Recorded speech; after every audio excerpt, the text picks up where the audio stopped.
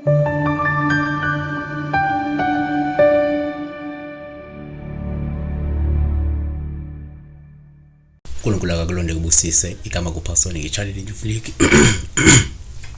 Qinisekisa ukuthi ke like subscribe kulona channel le. Inamba isebenze kuphela uma ungumlandeli, isebenze kuphela kuma calls.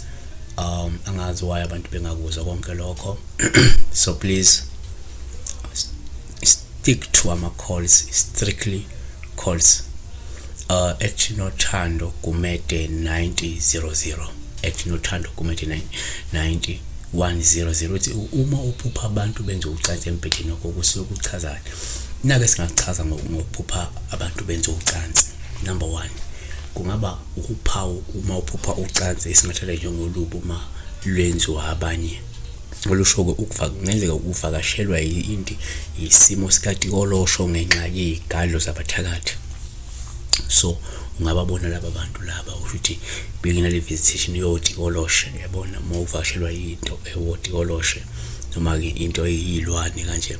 Number 2 uma futhi ucansi uphawu lobumali lwenziwa abanye lungakhomba nje ukugadlwa ngomoya omubi wesichitho. Kungenzeka kunabantu abakuzama ngento eyisichitho, ngento ewumoya omubi ozokushiya unesichitho noma ozama ukufaka isichitho.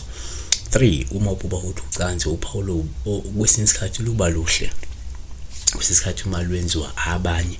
Lokho kungasho ukuthi uNkulunkulu angasakubusise ngabantwana abalungile futhi abazokwenza ukulunga. Futhi leli phawu lisebenzisa kumuntu ongahlabusiswe ngomntwana olungile, oqotho, ozokwenza ukulunga esikhathini esiseduze.